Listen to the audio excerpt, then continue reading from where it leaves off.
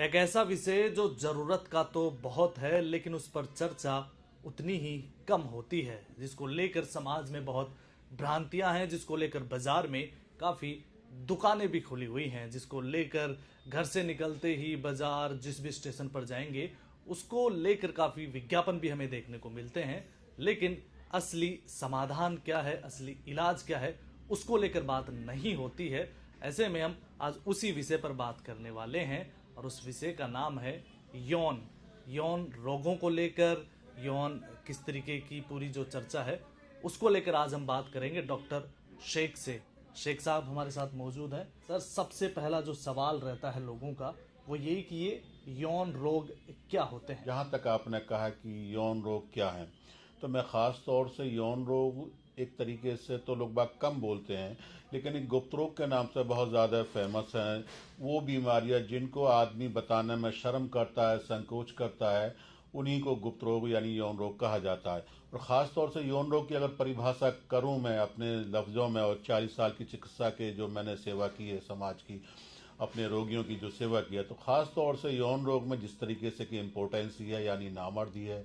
शीघ्र पतन है, प्रीमेच्योर इजैकुलेशन है, शुक्राणुओं की कमी है, स्वप्न दोष है, शीघ्र पतन है, धातु के रोग है, पेनिस का साइज का कम होना है, हार्मोन्स का अनबैलेंस होना है। और वैसे तो बवासीर भी, क्योंकि बवासीर को भी बताने में लोग बाग शर्म करते हैं, जिनको हो जाती है तो वो नहीं बताते। ये तमाम बीमारियां जो हो जिनको बताने में शर्म महसूस करती हैं, उन्हीं को हम गुप्त रोग की परिभाषा में या श्रेणी में रखते हैं। तो डॉक्टर साहब, अगला मेरा सवाल ये है कि सेक्स को लेकर कई कई सारी जो दवाइयां हैं वो बाज़ारों में उपलब्ध हैं, और सेक्स के समय को लेकर भी काफ़ी सारे लोगों के बीच भ्रांतियां रहती हैं। तो बाज़ारों में जो गोलियां सेक्स को लेकर मिलती हैं वो क्या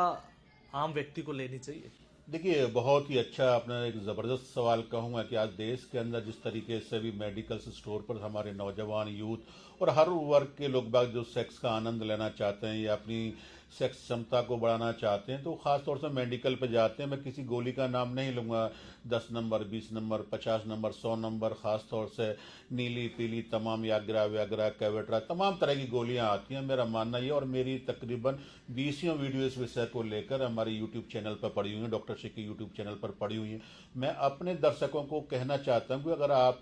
किसी भी यौन रोग से परेशान है, या आपने वैवाहिक जीवन बहुत ज़्यादा ख़राब है, आपने बचपन की गलतियां बहुत ज़्यादा की हैं, उसकी वजह से आपकी यौन क्षमता कम हो गई है, या उम्र की अधिकता की वजह से आपकी यौन क्षमता कम हो गई है, या शक्ति कम हो गई है, तो आप किसी भी सूरत में इन गोलियों का इस्तेमाल ना करें। अगर आप इनका इस्तेमाल करते तो मेरा मानना यह है कि ये गोलियां जो है जहर से ज़्यादा खतरनाक होती हैं, आपके हार्ट पर परेशानी करती हैं, आपकी किडनी को ख़राब करती हैं, आपका सिर में दर्द रहने लग जाता है, आपकी आंखें लाल हो जाती हैं, आपको कॉन्स्टिपेशन हो जाती है, आपके पैरों में दर्द होना शुरू हो जाता है, और कई दिन तक एक टेबलेट यूज़ करने के बाद में कई दिन तक शरीर परेशान रहता है। तो मैं आपसे यही अनुरोध करूँगा, अगर आप किसी भी सेक्स समस्या से परेशान है, किसी भी सेक्स रोग से परेशान है, तो किसी भी अच्छे डॉक्टर से मिलकर उसका समाधान करें, ना कि किसी भी तरीके से आप उस तरह की दवाओं और बिना किसी डॉक्टर की सलाह के कोई भी दवा नहीं लेनी चाहिए। डॉक्टर साहब, आपने कहा कि बचपन की गलतियां, ये वो क्या गलतियां होती हैं, और बचपन में वो कौन सी, जिन गलतियों के बारे में आप कह रहे हैं वो क्या नहीं करनी चाहिए। देखिए, बचपन की गलतियां खास तौर से जो यूथ जिस वक्त 16 से हमारा कोई भी नौजवान बच्चा जब जवान होना शुरू होता है, और जब उसकी उम्र 16 साल की होती है, यानी ये समझ लीजिए कई बार के जब हमारे पेनिस में इरेक्शन आना शुरू हो जाता है, तो बच्चे खास तौर से मास्टरबेट करना शुरू कर देते हैं बहुत ज़्यादा। उन मास्टरबेट उस वक्त उनको ये मालूम नहीं होता है क्या बुरा है या क्या बुरा नहीं है, कैसा करना चाहिए। तो कई बच्चे क्या है, जब इतना मास्टरबेट करते हैं और ख़ास तौर से एकांत ढूंढते हैं कि घर में कोई नहीं है, माँ बाप सो गए हैं, या क्लासरूम में गए तो बाथरूम तलाश करते, एकांत ढूंढने की कोशिश करते हैं, जब भी जैसा मौका मिलता है तो मास्टरबेट करना शुरू कर देते। और मास्टरबेट करने की वजह से होता क्या है कि वो इस तरीके से अपनी लिंग की ताकत को, पेनिस की ताकत वो देखते हैं कि ये हड्डी हो गया, उसको मोड़ते हैं या उल्टे सीधे हाथ से तोड़ते मोड़ते, तो उससे क्या होता है, जो हमारी पेनिस के अंदर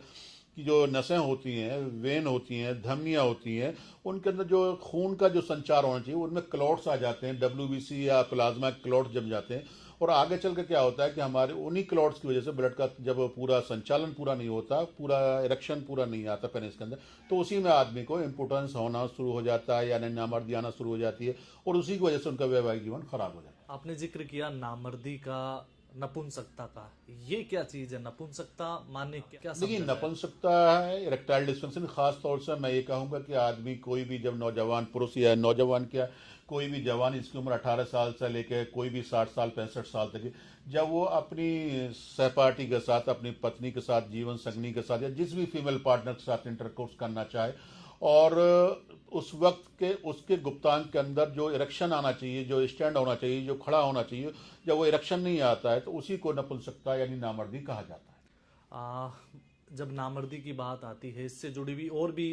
कई सारी चीज़ें हैं जिसको लेकर बातें होनी चाहिए। वो ये कि प्रीमेच्योर इजेकुलेशन, जिसको शीघ्र पतन भी कहा जाता है, इसका क्या इम्पैक्ट पड़ता है एक रिलेशनशिप के ऊपर, एक वैवाहिक जीवन के कि ऊपर? मेरा मानना यह है कि खासतौर से जो मैंने अपनी 40 साल की चिकित्सा में देखा है, अगर सेक्स रूप में कोई बीमारी खतरनाक है, सबसे ज़्यादा खतरनाक है, और जिसकी बिना पर जो है रिश्ते खराब होते हैं, जिसकी बिना पे तलाक होते हैं, जिसकी बिना पे संबंध बाहर बनते हैं, वो खासतौर पर वो बीमारी है शीघ्र पतन की, प्रीमेच्योर इजैकुलेशन की, सूरत इंजाल की इसको कहा जाता है। क्योंकि होता क्या है कि जिस वक्त मियाँ बीवी आपस में समागम करने की कोशिश करते हैं, या मिलना चाहते हैं, या इंटरकोर्स करते हैं, या संभोग करने की कोशिश करते हैं, तो तैयार होते हैं, तैयार होते समय ही पुरुष जिस वक्त सेक्स करना चाहता है तो उसका या तो बाहरी इजैकुलेट हो जाता है, शीघ्र वीर का निकल जाता है, या एक दो झटकों में उसका वीर को निकल जाने को शीघ्र पतन कहते हैं। तो जो उसकी अर्धांगिनी है, जो उसकी जीवन साथी है, जो उसकी पत्नी है, जो उनसे, या ये मान लीजिए कोई भी है उनके साथ में, जो सेटिस्फेक्शन, जो टाइम चाहती है, जब वो टाइम नहीं मिल पाता है, तो वही महिलाएं या तो जो है वो कुछ नहीं कहेंगी तो आपके ऊपर विलेम लगाएंगी, भाई ये लड़का ठीक नहीं है, नामर्दी की शिकायत कोर्ट तक हमने पहुंचते के देखे, यहाँ तक कि तलाक होती भी हमने देखी गई, यहाँ तक भी देखा गया कई संबंध को महिलाएं बाहर भी संबंध बनाती। तो ये बीमारी जो है प्रीमेच्योर इजैकुलेशन शीघ्र पतन, जो बहुत ज्यादा खतरनाक है, क्योंकि इस बीमारी में किसी भी तरीके से पुरुष जो है अपनी फीमेल पार्टनर को सेटिस्फाइड नहीं कर सकता, और जब वो सेटिस्फाइड नहीं करता तो उनकी घरवाली या वो जो भी उनका फीमेल पार्टनर है, तो वो उनसे खुद कह देती है आपसे कुछ होता तो है नहीं, मुझे तैयार करा देते हैं, आपसे कुछ होता नहीं है, मुझे सेटिस्फेक्शन नहीं मिल पाता, या मुझे पूरी डिजायर नहीं आ पाती। इसलिए आदमी उस स्थिति में पहुंच जाता है कि आदमी अपनी घरवाली से भी आंखें मिलाने में शर्म संकोच महसूस करता है। इसी से जुड़ी हुई एक और चीज है जिसे नाइटफॉल कहा जाता है। क्या ये एक बीमारी है? इसे क्या माना जाए? देखिए, नाइटफॉल जो है एक बीमारी तो मैं नहीं कहूँगा इसको, मैं आपको थोड़ा सा, वैसे तो मैं जिस वक्त नेट पे, इंटरनेट पे देखता हूँ, तो इस पे अलग अलग मत देखने को मुझे मिलते हैं। खासतौर जब हम किसी, हमारे मरीज जब हमारे पास आते हैं, तो वो जब किसी एलोपैथिक डॉक्टर के पास जाते हैं तो वो कह देते हैं भाई ये तो कोई बीमारी नहीं है, जब कोई चीज़ बनेगी तो निकलेगी, आपकी शादी नहीं हुई है तो ये तो निकलना एक लाजमी, इसको कहाँ से रोकेंगे, कोई बाल्टी है जब भर गई है तो ओवरफ्लो होगी। तो उनके अलग अलग मत आते हैं। तो मेरा मानना भी ये है कि अगर आदमी, कोई बच्चा, कोई नौजवान जिसकी उम्र 18 साल से 35 साल तक है, या कोई भी है शादीशुदा भी, अगर अपनी वाइफ से अलग रह रहा है और वो इंटरकोर्स करना चाहता है और इंटरकोर्स नहीं कर पा रहा था, अगर वो महीने के अंदर, एक महीने के अंदर जो है उसको 3 बार 4 बार 5 बार तक लास्ट अगर नाइटफॉल होता है, तो ये किसी बीमारी की कैटेगरी में नहीं आता। हाँ, अगर कई बार क्या होता है, बहुत से नौजवान, जैसे मैंने कहा था पिछली उस सवाल में मैंने कहा था बचपन की गलती, या बहुत से लोग बाग कुछ सेहत बनाने के लिए कुछ दवाएं ले लेते हैं, या बहुत सी कुछ गर्म चीज़ें इस्तेमाल करते हैं, फास्ट फूड का इस्तेमाल ज़्यादा करते हैं, या पोर्न वगैरह देखते हैं, इंटरनेट पर पोर्न वगैरह देखते हैं, असली साहित्य पढ़ते हैं, तो उसकी वजह से होता है क्या कि बॉडी के अंदर गर्मी पैदा हो जाती है, हमारी जो धातु है बहुत ज़्यादा पतली हो जाती है। तो कई नौजवान हमारे पास ऐसे आते हैं जो ये कहते हैं कि हमें पर डे हो रहा है, एक रात में 2 बार हो रहा है, 3 बार हो रहा है, कई बार कहते हैं 20 महीने में 20-25 बार हो जाए। तो जिन लोगों को महीने में 4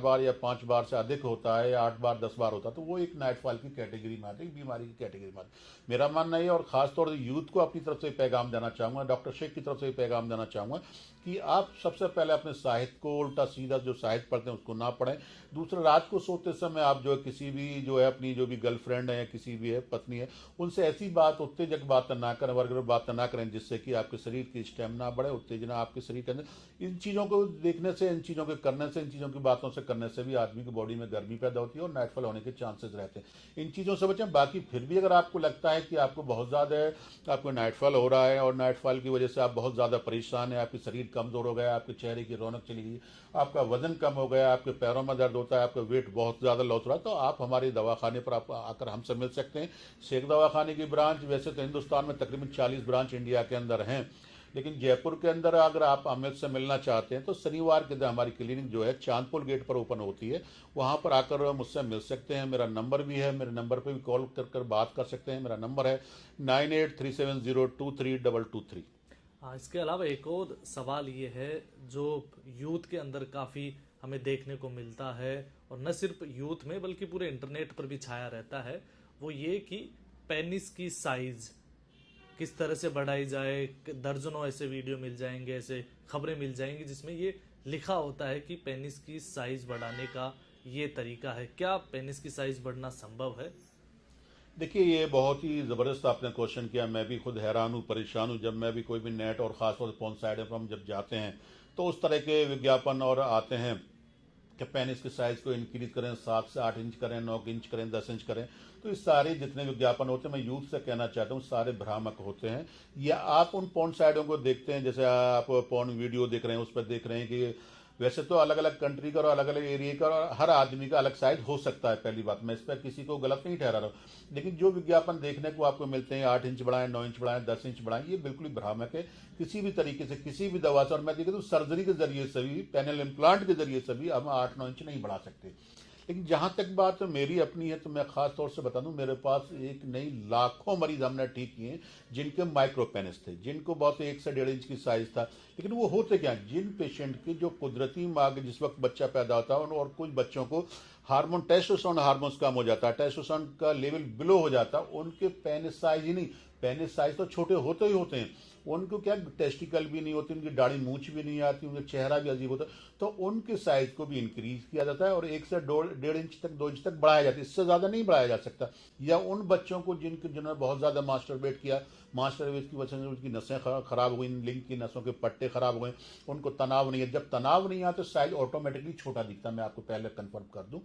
अगर आपको तनाव पूरा आएगा तो आपको साइज भी पूरा नजर आएगा। आप मास्टरबेट को लेकर आपने कहा, तो क्या मास्टरबेट करना गलत है, बुरा है शरीर के लिए, या शरीर के ऊपर क्या ये गलत प्रभाव डालता है? देखिए, मास्टरबेट जैसे खास तौर से मैंने अभी वो मास्टरबेट का एक टॉपिक इस बीच में आ गया था, लेकिन खास तौर से मेरा मानना है, डॉक्टर शेख का मानना ये है, आज नहीं, जब से ये दुनिया बनी है, जब से ये मनुष्य बना है, ये हो सकता है उस टाइम पे परसेंटेज कम रही हो। मेरा मानना ये है कि जब आदमी जवान होता है तकरीबन 100 में से 95% आदमी मास्टरबेट करता है। पहली बात तो ये समझ लीजिए। तो दूसरी बात ये है कि मास्टरबेट बुरा नहीं है। मास्टरबेट क्योंकि अगर आदमी उसमें भी, जैसे मैंने आपको नाइटफॉल के बारे में आपसे कहा था कि अलग अलग मत हो सकते हैं, एलोपैथी डॉक्टर्स के अलग मत होते हैं। जैसे ही हम एलोपैथी डॉक्टर के पास जाते हैं तो वो डॉक्टर्स वो ये कहेंगे भाई मास्टरबेट तो हर आदमी करता है, इसमें कोई आप कोई नया काम नहीं कर रहे हैं, और मास्टरबेट से होगा क्या, जो बन रहा है निकालने की, आप अपनी डिजायर को पूरा कर रहे हैं। तो जब आपके साथ कोई सेक्स का विकल्प नहीं है तो आप ये कर सकते हैं। तो लेकिन मेरा मत इसमें जो है, फिर वही दोहरा मत है मेरा इसमें जो है, अगर आप जवान है, आपकी उम्र जो है 18 साल से लेकर 25 साल 30 साल तक के, या आप शादीशुदा हैं या गैर शादीशुदा, अगर शादी हो गई, अगर आप वाइफ के पास नहीं रह सकते, आप सेक्स नहीं कर सकते हैं, उस वक्त आपको सेक्स की इच्छाएं हो रही हैं, तो अगर चाहें तो आप वीक में 1 या 2 बार कर सकते हैं। वैसे मैं कोशिश ये करें वीक में 1 बार करें, महीने में 4-5 बार करें, तो ये मास्टरबेट जो है आपको कोई नुकसान देने वाला नहीं है। जहां तक कौन से मास्टरबेट नुकसान देते हैं मैं आपको बता दूं, खासतौर से हमारे नौजवान जो खासतौर से, क्योंकि उस वक्त जो उम्र होती है 16 साल से लेकर 20-22 साल 25 साल तक, उस वक्त हमारे ब्लड का फ्लो बहुत ज्यादा होता है। हम सोचते हैं तो हमारा सेरोटोनिन हार्मोन, जो दिमाग का जो सेक्स का हार्मोन, जो सेरोटोनिन होता है, जो सोचते ही उत्तेजना पैदा करता है, जो देखते ही सेक्स पैदा करता है, जो देखते ही लिंग के अंदर तनाव आ जाता है, वो बहुत तेज होता है, वो एग्रेसिव बहुत ज्यादा एग्रेसिव होता है। तो उस वक्त लोग बाग ज्यादा करने की कोशिश, लेकिन मैं आपको यही सलाह दूंगा, अपने आपके चैनल के जरिए यही सलाह दूंगा कि अगर आप बहुत ज्यादा मास्टरबेट कर रहे हैं तो ये खास तौर से आपकी सेहत के लिए बहुत ज्यादा खतरनाक है। अगर आप महीने में 4 बार कर रहे हैं, 5 बार के, इससे कोई परेशानी नहीं। अगर आप 10 बार कर रहे हैं, 15 बार कर रहे हैं, 20 बार कर रहे हैं, तो इसका मतलब ये है कि आप अपनी धातु की छीड़ता कर रहे हैं। अब यानी ब्रह्मचर्य, जैसे हमारे आयुर्वेद में, आयुर्वेद का डॉक्टर में ब्रह्मचर्य का एक बहुत ही अपना योगदान है, अपना एक महत्वपूर्ण स्थान है इसका। लेकिन वह ब्रह्मचर्य खासतौर से आदमी 2 ही वजह से समझता है कि जो आदमी संन्यास ले ले, धर्म की तरफ मुड़ जाए, सिर्फ भगवान का नाम ले, वो ही ब्रह्मचर्य है। तो मेरा मानना यह है कि वो तो एक ब्रह्मचर्य है ही है, उससे आप, क्योंकि आप अपने शरीर को स्वस्थ रख सकते हैं, क्योंकि जो वीर है हमारा, अमृत है, जो शरीर की शक्ति है, ऊर्जा है शरीर की, जो है ओज है शरीर का, इससे चमक आती है, आदमी के अंदर बल पैदा होता है। लेकिन अगर आप जो है अगर आपकी उम्र जो है जैसे मैंने कहा 16 साल से 18, 20, 25, 30 साल तक की है और आपकी शादी नहीं हुई, 3 बार 4 बार करते हैं, कोई दिक्कत नहीं। इससे ज़्यादा बिल्कुल ना करें। उससे भी बड़ा इस चीज़ में एक चीज़ और है, जैसे आपने क्या क्या इसके नुकसान आते हैं, तो मैं नुकसान के बारे में बताऊँ। नुकसान कुछ नहीं होता, नुकसान सिर्फ ये होता है कि जिस वक्त नौजवान सेक्स करता है तो वो मज़े के अंदर इतना मशगूल हो जाता है, इतना मतलब बिजी हो जाता है, उसको इतना आनंद आने लग जाता है, वो फिर ये नहीं सोचता कि मैं किस तरीके से कर रहा हूँ, क्या कर रहा हूँ। तो उसमें होता क्या है कि वो बच्चा जो है अपने पेनिस के साथ खेलना शुरू कर देता है और तरह तरह से वो करता है, बिस्तर पर रगड़ता है, उल्टा लेट जाता है, तकिए पे करता है, हार्ड बेड पे करता है, रगड़ता है, पेनिस को करने की कोशिश करता है। या दूसरी बात जो लिंक को मोड़ने की कोशिश है, मेरे पास कई पेशेंट ऐसे आते हैं कि हमने किसी पाइप में डाले तो उससे मुझे लिंक क्रैक हो गया। तो उस जिस तरीके से उल्टा सीधा या मोड़ने से क्या होता है कि हमारी पैनल फ्रैक्चर होने के चांसेस रह जाते हैं। जब पैनल फ्रैक्चर हो जाता है उसकी वजह से हमारी लिंक की नसें कमजोर हो जाती है, नसों के अंदर ढीलापन आना शुरू हो जाता है, लिंक का साइज, पेनिस का साइज रुक जाता है। अंत में मैं यही कहूंगा, अगर आप इन सब सारी चीज़ों के बारे में ज़्यादा जानना चाहते हैं तो मेरा नंबर ये है 9837023223, या यूट्यूब पर जाकर डॉक्टर शेख के नाम से चैनल है, उसको आप जाकर सर्च कर लिए। और एक मैं आपके चैनल के जरिए एक महत्वपूर्ण अपने ये नौजवान से कहना चाहूँगा कि आप शर्म संकोच के चक्कर में सड़क पर बैठे हुए, सड़क के किनारे बैठे हुए, तंबू लगाकर बैठे हुए, नीम हकीमों के चक्कर में या गलत जानकारी के चक्कर में अपनी उल्टी सीधी दवाओं का इस्तेमाल ना करें। सही इलाज के लिए सही डॉक्टर का चयन करें, जिससे कि आपका सही इलाज हो सके, सही समाधान हो सके और आप हमेशा के लिए ठीक हो सके। बिल्कुल, बहुत बहुत धन्यवाद, आभार डॉक्टर शेख साहब, क्योंकि ये वो ज़रूरी मसले हैं, ज़रूरी चर्चाएं हैं जो समाज में उतनी होती नहीं हैं, इनको लेकर भ्रांतियां हैं। उम्मीद करता हूं कि आपकी भी कई सारी जो भ्रांतियां हैं, कई सारे जो डाउट्स थे वो क्लियर होंगे और किसी भी नीम हकीम या इस तरीके के लोगों के चक्कर में बिल्कुल ना आए। ये वो विषय है जो हालांकि लोग इतना चर्चा नहीं करते, लेकिन फिर भी पढ़े लिखे होने के नाते ही आपकी जिम्मेदारी है कि आप इसको जांच परख कर ही इन सब जो आपके सवाल हैं उनके समाधान की तरफ बढ़ें। धन्यवाद।